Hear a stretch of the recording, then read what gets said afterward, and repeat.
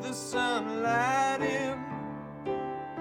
Oh, I'll never love again. Never love again.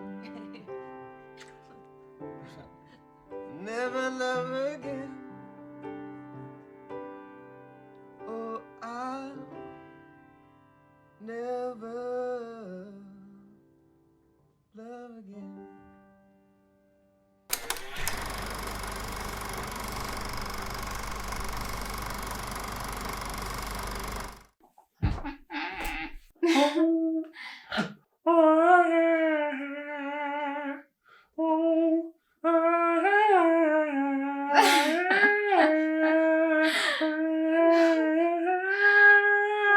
Stop it. I can't concentrate. Is that? Did you not like my solo? I always love your solos. I know. Look at that. Mm. You see what I mean? What the fudge? The absolute fudgery. I'm getting super frustrated. I can't find my nerves. Okay, you know what? Let's do it live. live It's Saturday from night. a cold country. It's Saturday night. Isn't that how they start Saturday Night Live? No. Tonight. It's live. Live That's from Saturday. Don't they say live from New York? Oh Live yeah, from from New New York. York. It's Saturday. It's Saturday Night Live. Oh, that's probably what it is. Yeah. Live from New York. It's It's Saturday. been a while. Go. Focus. I can't. Okay. All right. Let's go. Heyo. Welcome back to Life Lessons in Film. And today we're going to be making sense of life through A Star is Born. Turn on the waterworks. The story is a modern adaptation of A Star is Born. There's been several. It follows Jackson Maine, yes, and Allie. And Jackson Maine is a, say he's in his twilight years of his country rock career, but he's an established musician, and he's, struggling with his alcoholism and getting pretty jaded by the touring and the musician life. One day he comes across Allie, and he becomes enamored, and then they start a relationship. He starts to try and convince her to sing along with him and encourages her to pursue her songwriting and her music career. And it follows them as they try to maintain their two music careers while holding on to a relationship with the ups and downs that comes with that. Eventually, Jackson can't maintain his sobriety and he kills himself.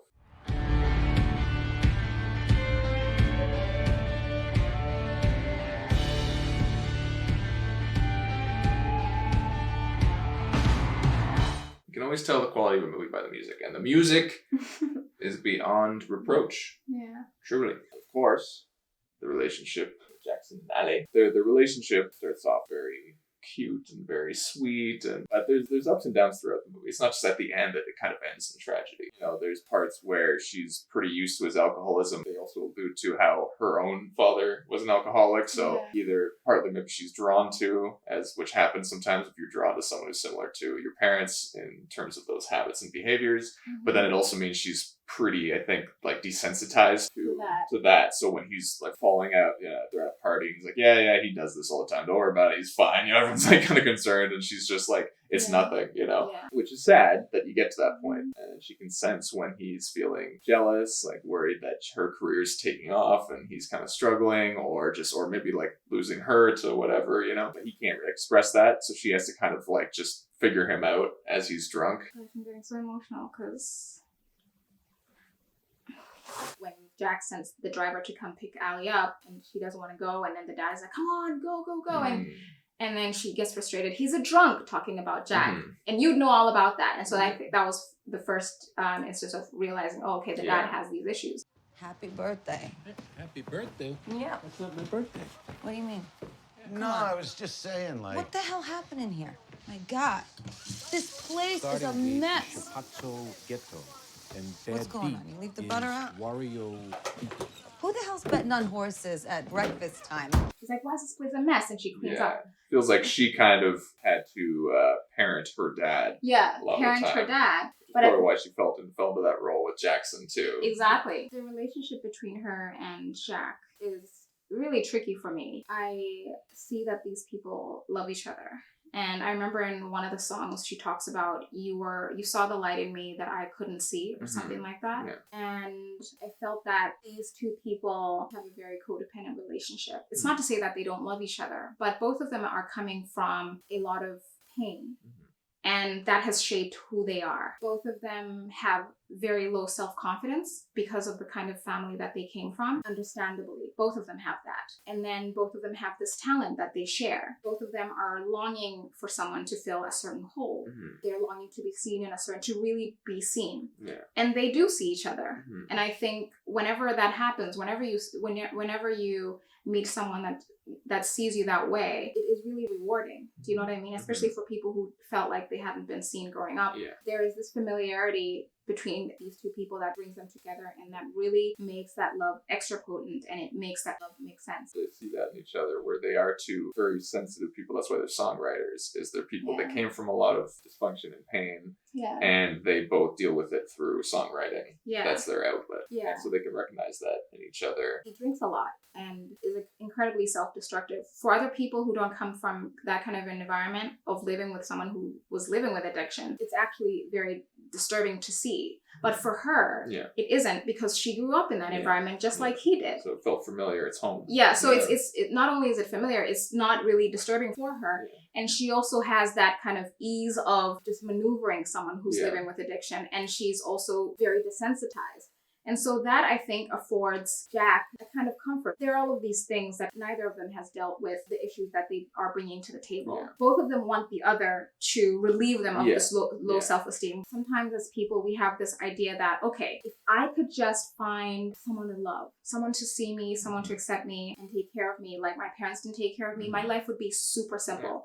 I think all of us can kind of relate to that, where if this happened, this would change things. I would be much happier. No amount of being loved by someone and being accepted and seen by someone will do a single thing. It will never chip away at the grievances you have from the past unless you love yourself just as much as this person loves you. Thanks. I'm sorry. I had to. That's all right. It's not really all right. Have a good one. I know that we're not supposed to come and bother you. You come here every night. You got your camera on you? Because I don't have my camera. Excuse me one sec. My ex-girlfriend was fucking this guy who looks like you. That's what she said. But I got to take a picture of you because I got to send it to her. Because I'm going to show her that you look nothing fucking like that fucking guy. This commodification of human beings, because that's what famous people are at the end of the day, is what you're seeing happening in this movie. And of course, again, these people, when you add their insecurities to that, it definitely gets easier to see how they would be affected by fame. They talk about that a lot, where I remember he says some kind of like... Doesn't do you any justice, I'll tell you that. You always said you like my nose. I love your nose. It's real big up there. I wish it was bigger up there. The whole thing should just be your fucking nose. Fuck all those people who ever said anything. Just put a billboard of your fucking nose up there. Just a nose, it's so ridiculous. If you don't dig deep in your fucking soul, you won't have legs. I'm just telling you that. It makes sense that she would change as she's getting famous, because you have this whole manager who has a lot of experience in the industry and knows exactly what works. And what works is what he did. But it also meant her changing herself. He is able to mold her into what he wants. This is just fine-tuning and creating an image. I know, I just don't want to lose, the part of me that's talented. I'm not going to let you lose that piece. I'm not going to let you lose that piece. Okay. When you look at every relationship that Allie has, she's always being forced to do things that she doesn't actually want to do. The people around her, including Jackson, seemed to overstep a lot of the times and don't let her needs and what the needs that she actually personally presents, they don't actually accommodate them as much as they should. And I don't necessarily think that they're coming from a negative place. The movie is about her never having her voice, even though she has that voice that everyone around her is trying to help her get out. But they're also, by doing that, they're also still controlling her, not letting her have agency. So what happened with the dancers then?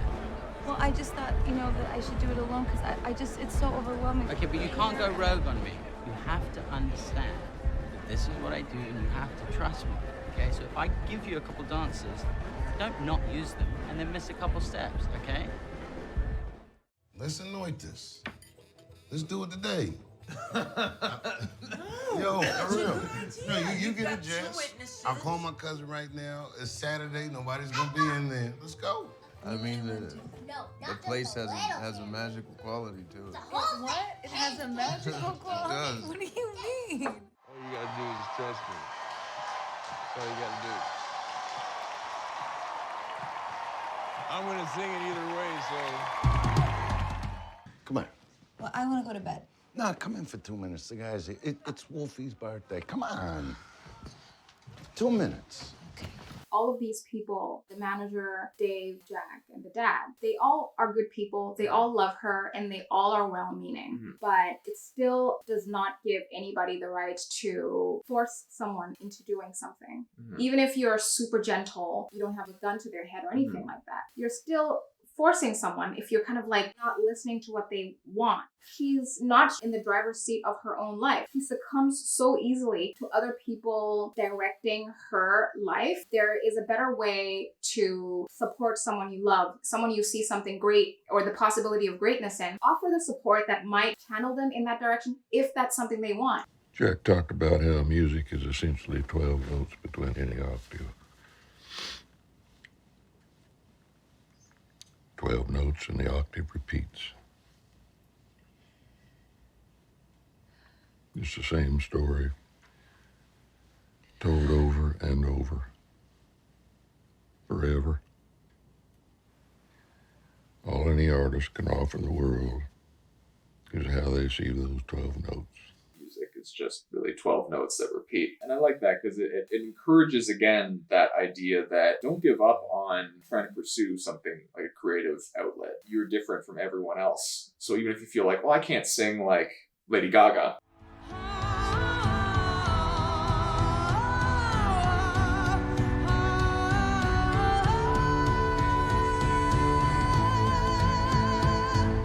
you don't have to, because you still have a unique story, a unique life that you've lived. Mhm. So you could still tell those 12 notes in a different way. You don't tell the truth out there, you're fucked. All you got is you and what you want to say to people, and they are listening right now, and they're not going to be listening forever, trust me. So you got to grab it. And you don't apologize, you don't worry about why they're listening or how long they're going to be listening for, you just tell them what you want to say. Jackson's kind of way of looking at music, which, you know, probably partly because of his upbringing and needing to get back to the kind of raw, honest music. Because for him, right, I think we've talked about before in past videos how you get to the point when you've been kind of knocked down by life enough times, or you've been kind of stripped of everything, that, you know, outward appearances, pretenses, they don't matter anymore. And you realize, like, what is the stuff that actually satisfies now? It's just being honest about what you're going through, what you're feeling. And so Jackson feels like that is the best kind of music to make. And so he's worried with Allie when she seems to kind of start to lose sight of that, because now she's so excited to finally get her dream of being a star musician that maybe she's letting others influence her music too much, or what she wants to say. Does a nice touch, because there's that whole debate or conversation that can be had when it comes to like honesty in creativity or music, you know. And then she starts to get defensive, maybe because maybe part of her does feel like he's right, and she's starting to stray from the stuff that would be more truthful to her. It starts to get more just kind of all about butts and stuff. Why you come around me with an ass like that? What do you say? Why walk My around lyrics? in jeans? Why you want to come around with an ass like Yeah, that? that's my song. Yeah, I know What it's your about my I song? fucking listen to it over and over and fucking... You're not making any sense. Is being honest in your creativity. It's a good thing we met. Yeah. For both of us, trust me. I don't know what is going on, honestly. Who does? I'm in a cop bar with Jackson, Maine. It's like Jackson, Maine. I'm gonna wake up in a minute. That's the thing about when you get famous, people start saying your full name. What do you want? It's just Jack. The thing about when you become famous is everyone always mentions your full name, which is probably because it's like, again, it's like the commodification. It's like, you know, McDonald's, it's a brand, right? Like, so some Jackson's name, that you forget that, like, yeah, I don't address people with their full name once they've told me their name and we're talking conversationally, but because it's hard to not see them as a commodity. So I think that's a good way to kind of exemplify how commodification happens in people. Don't you get tired of being... old dad's ranch. They turned it into a fucking wind farm. What's that for you? The relationship between Jackson and his brother. That relationship was really tough. God, I'm getting emotional. I watched this last night and I thought I got my tears out.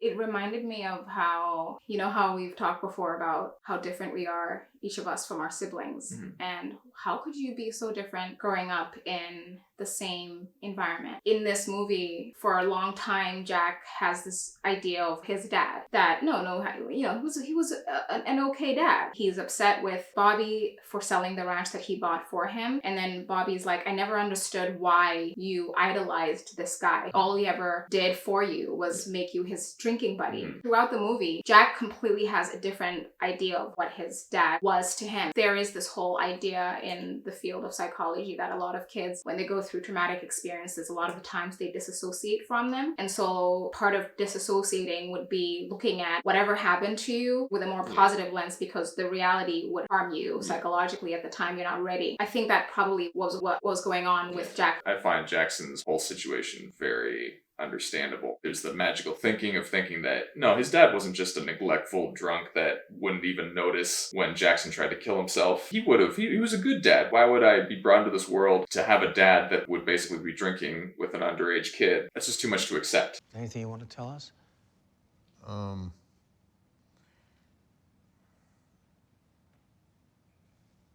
Grateful to be here and trying to hold it together. I'm Jack. I'm an alcoholic. Jack. Drug addict.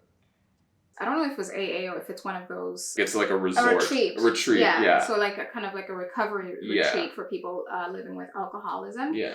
And so that's where he starts to actually reflect on his past with more sobriety and realizes that, wait, this man, my father, who I idolized, I tried to kill myself at 13 using the ceiling fan and a rope, and the ceiling fan broke and then just fell to the ground, and he didn't even notice that I tried to kill myself, and it was there for like however long he says, but just an obscenely long time, and it was just there. At the end of the day, both of them had came from a difficult upbringing. It affected them very badly. They were demons that neither of them had actually dealt with. They both of them take it out on each other, right? And I guess it's kind of one of those things where the people you love, especially the ones who you knew what you went through, and especially if you went through that painful experience together, it's easier to get angry at the people that love you, because they will respond to your hurt, even if it's in an unhealthy way. When you express your anger or some kind of grievance or pain, you do want people to be attentive to it. You are desperate for someone to just listen and hear you. So with Jack and Bobby, that's what they keep doing to each other. Instead of just really trying to figure out, accepting that we went through a lot of crap and let's fix it together, there's still so much anger. And of course, I get it, because they both went through a tough time and were raised by people who didn't give them the tools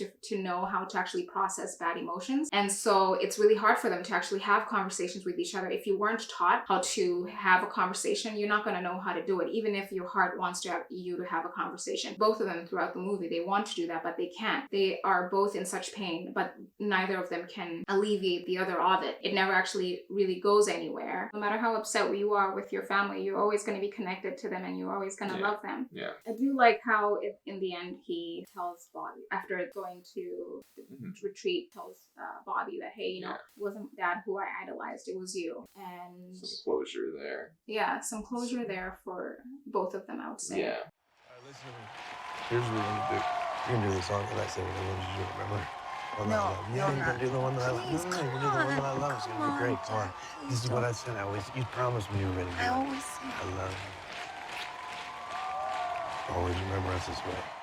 That made me so sad, because it kind of felt like he knew things were gonna go south. Yeah, because he knows himself, and I think he has that history of messing up and hurting people. And I think in that moment, it was fresh, it was new. Their love was fresh and new, and there weren't a lot of things that had happened yet. And so it was kind of him looking to the future and saying, okay, when I mess up in the future and when things get hard in the future, could you please go back and hold on to this moment as something that could, in that moment, would make you more amenable to holding on and working through whatever hardships we are bound to face in the future. Well, some people have that awareness, whether they know how to fix it, they know they're used to the patterns that their relationships or their lives go. But anyway, that's some stuff that we thought about A Star is Born. But what do you guys think? Have you seen it? What did we get? What did we miss? Is there anything? Let us know your thoughts on our thoughts. Drop us a line. Drop us a line? People used to say that, but I forget what that was for. Drop us a line. Maybe that was like leave a voice message. I don't know. Anyway, drop us a line down in the comments and we'll start a discussion. Yeah. Till next time, thanks for watching. Bye. It's a wrap.